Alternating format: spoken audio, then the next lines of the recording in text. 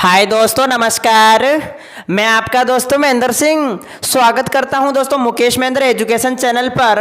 और दोस्तों मैं वापस आ गया हूं आपके सामने दीर्घ उत्तरात्मक प्रश्न उत्तर के साथ। पॉलिटिकल साइंस के दीर्घ उत्तरात्मक प्रश्न उत्तर देखेंगे जो 3-3 नंबर वाले क्वेश्चन है। वेरी वेरी इंपॉर्टेंट है दोस्तों। एक बार सभी क्लास को शेयर कर दीजिएगा दोस्तों, दिल से क्लास को शेयर कर दीजिएगा। जिन्होंने लाइक नहीं किया है तो एक बार फटाफट लाइक कर दीजिएगा दोस्तों। अब हम देखते हैं, देखिएगा प्रमुख आपके सामने मैंने 8 इंपॉर्टेंट क्वेश्चन लिए हैं, 3-3 नंबर वाले क्वेश्चन। तो देखिएगा, पहला क्वेश्चन आपको पूछा है कि शक्ति संतुलन का अर्थ बताते हुए भारत ने अंतरराष्ट्रीय संस्थाओं को किस प्रकार मजबूत किया है। वेरी इंपॉर्टेंट है, पूछा जा सकता है दोस्तों शक्ति संतुलन। सबसे पहले पूछा गया है शक्ति संतुलन का हमें क्या बताना है, अर्थ बताना है। तो देखिएगा दोस्तों, शक्ति संतुलन का आखिर अर्थ क्या है, तो हम यहां पर देखेंगे शक्ति और संतुलन, इसका प्रमुख हमें क्या बताना है, अर्थ बताना है। तो देखिएगा, अपने पड़ोसी देशों को देखने पर हमें पता चल जाता है कि कौन सा देश ताकतवर है और कौन सा देश कमजोर है। ठीक है, हम जैसे भारत है तो भारत जो है, जैसे भारत के प्रमुख आसपास देश है जैसे नेपाल, भूटान, श्रीलंका, पाकिस्तान, अफगानिस्तान। तो भारत जो है जैसे अपने पड़ोसी देशों को देखने से पता चल जाता है कि कौन सा देश ताकतवर है और कौन सा देश कमजोर है, और भविष्य में हमें किस देश से खतरा हो सकता है। तो ऐसे में हम क्या करते हैं, अपनी मौजूदा ताकत को बढ़ाने का प्रयास करते हैं और हम ताकतवर देश के समान होने का प्रयास करते हैं, बराबर होने का प्रयास करते हैं। जब हम जब हम मौजूदा ताकत को बढ़ाकर उस ताकतवर देश के बराबर हो जाते हैं, समान हो जाते हैं, तो इसे कहते हैं शक्ति संतुलन। ठीक है, तो शक्ति संतुलन के ध्यान रखना, शक्ति संतुलन किसे कहते हैं इसका अर्थ पूछे, परिभाषा भी पूछी जा सकती है। भारत ने अंतरराष्ट्रीय संस्थाओं को किस प्रकार मजबूत किया है, भारत ने अंतरराष्ट्रीय संस्थाओं को किस प्रकार मजबूत किया है, तो आप इस तरीके से लिखेंगे कि जैसे भारत ने गुटनिरपेक्षता की नीति अपनाई, पहला पॉइंट तो आप ये लिख देंगे। दूसरा आप पॉइंट लिख देंगे कि संयुक्त राष्ट्र संघ के बजट में योगदान देता है, संयुक्त राष्ट्र संघ को अंतिम पंच माना है, नेहरू जी ने एशियाई एकता पर बल दिया है, इसके अलावा औपनिवेशीकरण का खुलकर विरोध किया है। तो इस तरीके से भारत ने जो है वो अंतरराष्ट्रीय संस्थाओं को मजबूत किया है। दोस्तों मैं जो पॉइंट बोल रहा हूं इनको आप अच्छे से सुन लेना, अच्छे से याद कर लेना, वेरी इंपॉर्टेंट है। 3-3 नंबर वाले क्वेश्चन है जो आपको पूछे जाएंगे। ठीक है, बिल्कुल एक बार सभी क्लास को शेयर कर दीजिएगा दोस्तों। ठीक है, मजा आ रही हो कि नहीं आ रही हो, एक बार फटाफट शेयर कर दो दोस्तों। ठीक है, सुनो मेरे प्यारे भाई और बहनों, देखते हैं प्रमुख दूसरा क्वेश्चन दे रखा कि खतरे के नए स्रोत बताते हुए निम्न का अर्थ बताइए। जैसे खतरे के नए स्रोत हमें बताने हैं और फिर हमें अर्थ पूछा है, जैसे प्रमुख अर्थ पूछा है आप्रवासी, शरणार्थी, आंतरिक रूप से विस्थापित जन। ठीक है, तो सबसे पहले हम खतरे के नए स्रोत देख लेते हैं कि भाई कौन कौन से खतरे के प्रमुख नए स्रोत हैं। आतंकवाद है, निर्धनता, महामारियां, ग्लोबल वार्मिंग, प्रदूषण, ये सब जितने भी जो है ये खतरे के प्रमुख स्रोत हैं। अब हमें क्या पूछा है, आप्रवासी। देखिएगा दोस्तों, हमें पूछा क्या है, हमें पूछा है आप्रवासी। क्या पूछा है, आप्रवासी, कि भाई आप्रवासी के बारे में आप क्या जानते हैं, शरणार्थी के बारे में आप क्या जानते हैं, आंतरिक रूप से विस्थापित जन का क्या अर्थ है, अभी देखते हैं। सबसे पहले है आप्रवासी, मर्जी से देश छोड़ते हैं वो तो कहलाते हैं आप्रवासी। शरणार्थी का मतलब जो मजबूरी में देश छोड़ते हैं। एक तो मर्जी कि भाई मैं तो मेरी मर्जी से देश को छोड़कर चले जाऊंगा, मैं भारत को छोड़कर चले जाऊंगा।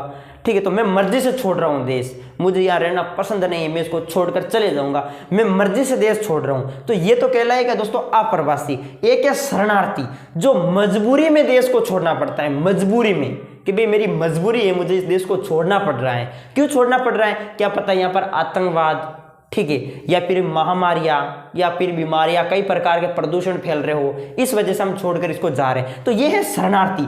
जो मर्जी से देश छोड़ते हैं वो तो आप्रवासी, जो मजबूरी में देश छोड़ते हैं वो शरणार्थी। और है आंतरिक रूप से विस्थापित जन।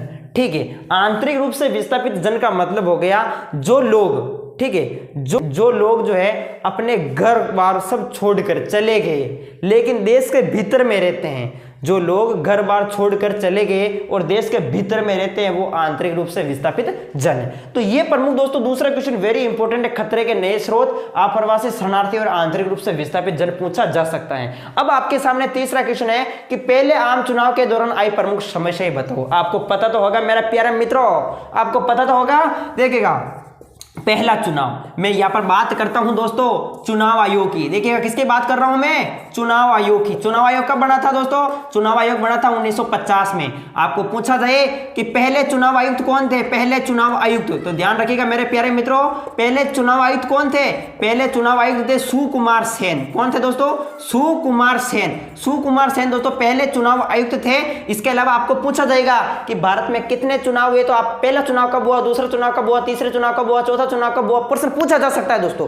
तो ध्यान रखिएगा, आप सभी को पता होगा पहला चुनाव कब हुआ था, पहला चुनाव हुआ था दोस्तों 1952 के अंदर। कब हुआ था, 1952 में। दूसरा चुनाव कब हुआ था, दूसरा चुनाव हुआ था दोस्तों मेरे प्यारे मित्रों, दूसरा चुनाव 1957 में हुआ था।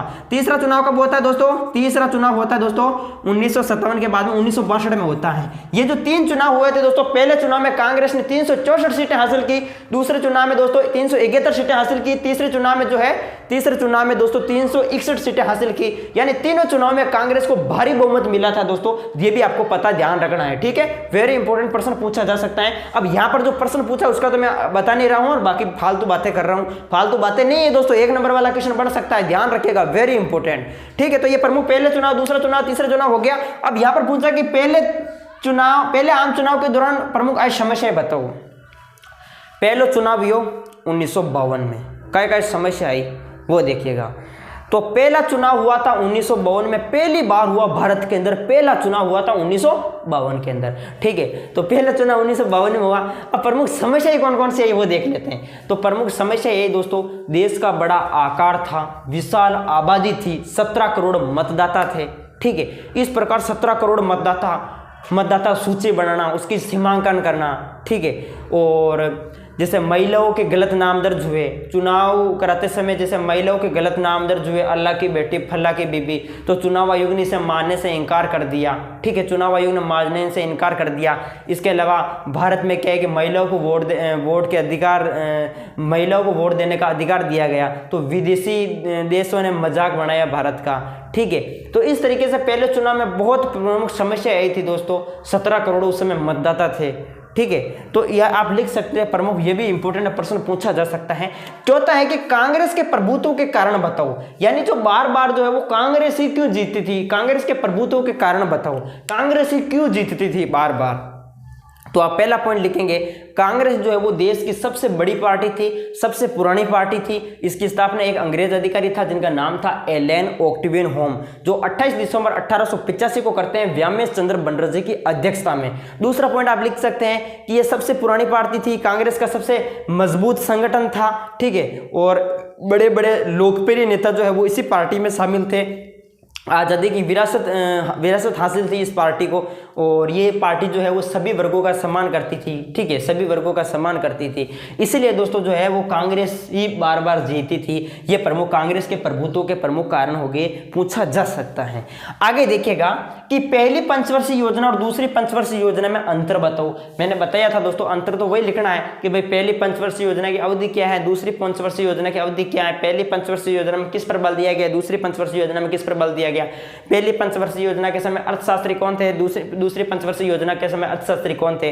तो आप सभी को पता होगा पहली पंचवर्षीय योजना 1 अप्रैल 1951 से 31 मार्च 1956 तक चली थी, ठीक है। पहली पंचवर्षीय योजना में कृषि पर बल दिया गया था।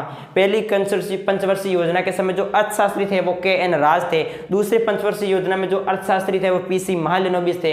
दूसरी पंचवर्षीय योजना में उद्योगों पर बल दिया गया था, ठीक है। और दूसरी पंचवर्षीय योजना में तेज गति के विकास पर जोर दिया गया, और पहली पंचवर्षीय योजना में धीरज गति, ठीक है। तो ये आपने देखा होगा, ये अंतर प्रमुख आपको अच्छे से और देके जाना है। इसके बाद दोस्तों ऑपरेशन फ्लड के बारे में आप क्या जानते हो, ऑपरेशन फ्लड के बारे में आप क्या जानते हो, ये भी वेरी वेरी इंपॉर्टेंट पूछा जा सकता है, ऑपरेशन फ्लड। तो आप लिख सकते हैं कि डेयरी क्षेत्र के प्रदर्शन को बढ़ाने के लिए एक मिशन था ऑपरेशन फ्लड, ठीक है। डेयरी क्षेत्र के प्रदर्शन को बढ़ाने के लिए एक मिशन था ऑपरेशन फ्लड, और इसके जो जनक है वो वर्गीज कुरियन है, ठीक है।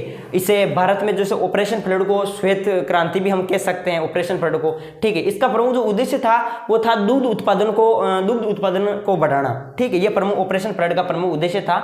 देखिएगा ये भी वेरी इंपॉर्टेंट पूछा जा सकता है। इसके बाद मैंने लिया है नक्सलवादी आंदोलन से आप क्या समझते हैं। नक्सलवादी आंदोलन, नक्सलवादी आंदोलन का मतलब क्या है, नक्सलवादी आंदोलन से आप क्या समझते हैं। तो आप उत्तर लिखेंगे कि राजनीति प्रणाली और पूंजीवादी व्यवस्था को समाप्त करने के लिए लोगों ने हिंसा का सहारा लिया, ठीक है, हिंसा को अपनाया, तो इसे ही दोस्तों नक्सलवादी आंदोलन कहा जाता है। ठीक है, आप परिभाषा लिखेंगे, राजनीतिक प्रणाली और पूंजीवादी व्यवस्था को समाप्त करने के लिए लोगों ने हिंसा का सहारा लिया, हिंसा को अपनाया, ठीक है, तो इसे नक्सलवादी आंदोलन कहा जाता है। निम्न पर टिप्पणी लिखिएगा, जैसे भारत की परमाणु नीति है, भारत की विदेश नीति है, इन पर आपको टिप्पणी लिखनी है दोस्तों। टिप्पणी लिखो दोस्तों, टिप्पणी देखिएगा, टिप्पणी तो देखो टिप्पणी, भारत की परमाणु नीति, प्रमुख हमें विशेषता लिख देनी है। जैसे भारत की परमाणु नीति के बारे में आप क्या जानते हैं? भारत ने जैसे पहला परमाणु परीक्षण कब किया?